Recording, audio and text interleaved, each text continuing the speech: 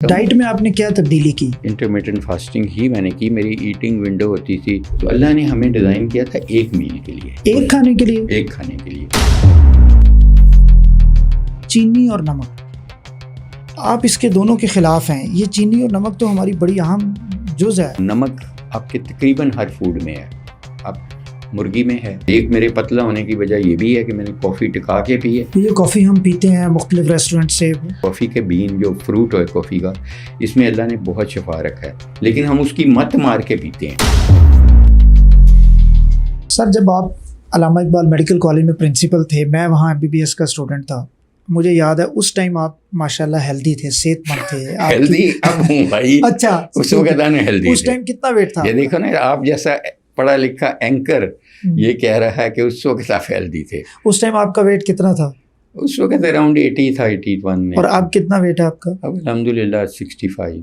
اچھا, میں آپ کو آنیسٹلی خود بتاؤں کہ جب ہم نے دیکھنا شروع کیا آپ کی یہ تبدیلی, تو ہم نے یہ سوچنا شروع کیا کہ شاید کوئی نعوذ باللہ کوئی بیماری ہے جس سے سر جس کی وجہ سے سر اتنے زیادہ ڈاؤن ہو گئے ہیں فوری طور پہ, اور اتنی کمزوری ہو گئی ہے.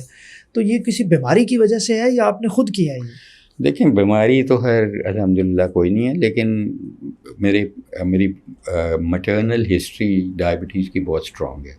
ہم 6 بہن بھائی ہیں, صرف مجھے ہی شوگر نہیں ہوئی, باقی انفارچونیٹلی شوگر 2 کی ڈیتھ ہوئی شوگر کی وجہ سے, میرے بڑے بھائیوں کی. تو بالخیر اس وقت تو زندہ تھے.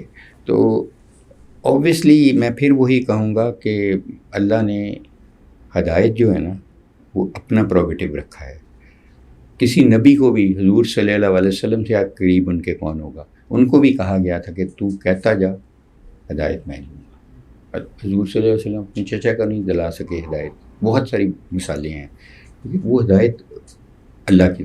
تو ہم بھی ضرور اپنا حصہ ڈالتے جائیں, کہتے جائیں کہ دیکھیں موٹاپا بہت ساری, جب میں نے اسٹڈیز بھی کی تو ہم نے ریئلائز کیا کہ اس سے بڑی ڈیمیجنگ کوئی بیماری دنیا میں نہیں, کیونکہ یہ ماں ہے سب بیماریوں کی. اس کے بعد لوگ آرتھوپیڈکس میں بھی جلدی چلے جاتے ہیں, آپ کے جوائنٹ پین, بیک پین ساری. تو اس لیے جب ہدایت آنی تھی تو آئی, پھر میں نے ڈائٹ کی, جم شروع کیا, اور الحمدللہ آج تک ریگولر صبح اٹھ کے جم جاتے ہیں. جم سے ہی تیار ہو کے کپڑے وپڑے پہن کے. صبح کتنے بجے جاتے ہیں آپ؟ تقریباً نماز کے 6-7 بجے 8 بجے تک چلے جاتے ہیں. اور کتنی دیر کا جم کرتے ہیں؟ کوئی تقریباً 1.5 آور پہلی, اور 1.5 گھنٹہ. ہاں, پھر ادھر ہی کپڑے بدلتے ہیں, پھر اپنے کاموں کو چلے جاتے ہیں. میری بیوی کا بھی یہی ہے, ہم اکٹھے ہی جاتے ہیں, وہ اپنے کام چلے جاتی ہیں, ہم اپنے ادھر شاور واور ہوتے ہیں. تو پھر اس کے بعد جم سے میں آپ کو ایک بات بتاؤں, آپ پتلے نہیں ہو سکتے کبھی بھی. It is not an economical way of losing weight. Economical way is food. تو آج کل تو اتنی فوڈ پہ انفارچونیٹلی یہ جو جن کے پاس اربوں روپیہ ہے, کھربوں روپیہ ہے. جب یہ سگریٹ پہ ہم نے ٹیکس لگوایا تھا, میں نے اور عزیز صاحب مرحوم جو ہمارے پروفیسر تھے, تو ہم سپریم کورٹ تک گئے تھے. تو ہم تو خود ہی پیش ہوتے تھے, جو سگریٹ والے ہیں ان کے دنیا کے سب سے بڑے وہ لائرز لے آتے تھے. یہ مسائل ہیں, یہ جو مافیاز ہیں نا. اب دیکھیں نا, American marketing companies, this is like جنت فار دیم. یہ بیوقوف بنا رہی ہیں نا, انہی کی چیزیں ہم کھاتے پیتے ہیں, ٹھیک ہے, چاہے وہ برگر کی صورت میں ہو, چاہے فرائیڈ چکن کی, یا ڈرنکس کی صورت میں ہو, سافٹ ڈرنکس کی. پھر انہی کی دوائیاں کھاتے ہیں, پھر انہی کے اسٹینٹ یوز کرتے ہیں, انہی کے جوائنٹس یوز کرتے ہیں. تو ان کی تو ون ون سچویشن ہی ہے نا. پھر صرف کفن ان سے نہیں منگواتے ہم, وہ ادھر ہم اپنا لے لیتے ہیں, باقی تو سارا کچھ ہم. تو اس لیے میں سمجھتا ہوں ڈائٹ میں آپ نے کیا تبدیلی کی, کیا ایسا تھا جو آپ تب کھاتے تھے پھر آپ نے چھوڑ دیا؟ میں نے بہت ساری اسٹڈیز کی ہیں, لیکن میں زیادہ بلیو کرتا ہوں انٹرمیٹنٹ فاسٹنگ میں, جو خود کے لیے آپ نے کیا. انٹرمیٹنٹ فاسٹنگ ہی میں نے کی. میری ایٹنگ ونڈو ہوتی تھی 6 آورس کی, اور باقی 18 آورس کی فاسٹنگ ونڈو ہوتی تھی, جس میں آپ بلیک کافی پی سکتے ہیں, پانی پی سکتے ہیں, جس میں آپ 50 کیلوری سے کم کوئی چیز کھیرا ویرا کھا لیں, یہ وہ. تو پھر وہ ایکچولی اس میں اگر آپ بیک گراؤنڈ میں جاؤ, جو میں بڑی گیا ہوں, کہ جب اللہ تعالیٰ نے انسان کو ڈیزائن کیا نا, بڑا کمپلیکیٹڈ ڈیزائن ہے ہمارا. کمپیوٹر کیا ہوگا اس کے آگے جو اللہ نے بنایا ہے. اس میں تو ریٹنا جیسی نہیں ہم چیز بنا سکتے، ایک بال نہیں بنا سکتے. ایسا اللہ نے ڈیزائن کیا ہے کہ انٹریکیٹ جب آپ آپریٹ کرتے ہیں تو آپ اللہ کی قدرت دیکھتے ہیں کہ یار اللہ نے کہاں کہاں کیا چیزیں بنائی اور کس طرح بنائی. تو اللہ نے ہمیں ڈیزائن کیا تھا ایک میل کے لیے. آدم علیہ السلام ایک کھانے کے لیے، ایک کھانے کے لیے پورے ایک صبح شام ہاں کے. شروع پہ کئی صدیوں میں ایک کھانا رہا. ہنٹنگ کرتے تھے ورزش ہوتی تھی ہنٹنگ میں، اور آ کے ایک کھانا روسٹ کر کے چھوٹا موٹا کھال اتار کے کھا لیتے تھے، اور کھال کے کپڑے بنا لیتے تھے. سادی زندگی تھی. پھر جب ہمارے بزرگ تھے وہ 2 کھانوں پہ آئے، پھر سنیکنگ آ گئی، پھر 3 کھانے، پھر رات کو بھی سنیکنگ شروع ہو گئی. اب یہ تو کوئی لمٹ ہی نہیں نہ رہ گئی. اور اس کی وجہ صرف میں سمجھتا ہوں کہ خاص کر بچوں میں مجھے بہت دکھ ہوتا ہے جب یہ اشتہار چلتے ہیں. They are carried away. وہی چیز جب آپ دکھاتے ہیں جمپ مار کے بلڈنگ پہ چڑھ گیا تو یہ ہو گیا، سپر مین بن گیا، تو دے آر کیریڈ اوے. تو یہ جب تک یہ کوئی اور نہیں کر سکتا، گورنمنٹ کو کرنا ہے. پالیسیز گورنمنٹ نے بنانی ہے کہ ان پہ ہیویلی ٹیکس کرے، شوگر پہ ہیویلی ٹیکس کرے، تاکہ لوگوں کو جو پیسہ وہاں سے بچے شوگر سے جو سبسڈی دے رہے ہیں وہ ان کی ریسرچ پہ لگائیں، ان کی اویئرنیس پہ لگائیں، ان کو بتائیں کہ کس قدر آپ کو خطرہ ہے کہ آپ کے مسائل کا. دیکھیں اللہ میاں نے 70-80 سال کا بندہ ہے، اگر وہ ایکٹیو ہے، اسمارٹ سلم ہے، کام کر رہا ہے، مینٹلی بھی الرٹ ہے، تو وہ ایک عام 50 سال کے بندے سے بہتر ہے. وہ کئی 50 سال کی عمر کے بندے رہ جاتے ہیں. کیا فرق ہے؟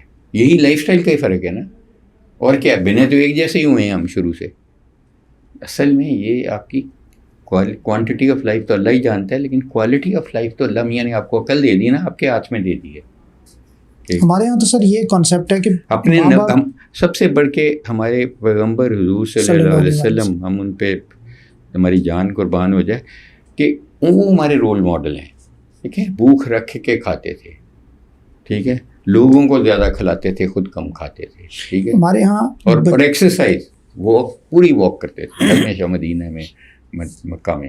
بچوں میں یہ کانسیپٹ ہے سر کہ مائیں اور ماں باپ یہ سمجھتے ہیں کہ بچہ صحت مند وہ ہے جو ذرا بھرا ہوا جسم ہے، جس کا وزن زیادہ ہے، اور وہ سمجھتے ہیں ماشاء اللہ بڑا صحت مند ہے. اسی لیے ہم ورلڈ کیپٹل آف ڈائبٹیز بن گئے ہیں نا. کوئی اور تو نہیں بنا دارالخلافہ جہاں ہر تیسرا بندہ کو شوگر ہے.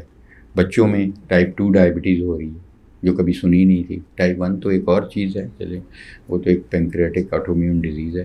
تو اس لیے میں سمجھتا ہوں کہ یہ کیا ضرورت، کیا کرنے کی کیا ضرورت ہے کہ ماؤں کو شعور دیں، باپوں کو شعور دیں، میڈیا پہ. لیکن میڈیا یہ نہیں چلاتا، یہ چیزیں وہ نہیں چلانے میں، وہ اس میں انٹرسٹڈ ہے کہ کسی سیزرز رہ گئیں کسی کے پیٹ میں، کوئی کسی نے جیلی سرٹیفکیٹ دے دیا. بریکنگ نیوز نہیں نا بنتی. یہ آج اگر ہم ریفارمز کریں گے تو ان کا رزلٹ 15 سے 20 سال بعد آئے گا، کبھی بھی ابھی نہیں آئے گا. ہماری ادھر پالیسی ہیلتھ کی ٹوٹلی اگریسو ہیں، اور اگریشن کہاں سے آتی ہیں؟ آپ کے کیمرہ اور مائک سے. جو سارے ڈاکٹر تو نہیں بیٹھے ہوئے نا ادھر مائک پہ.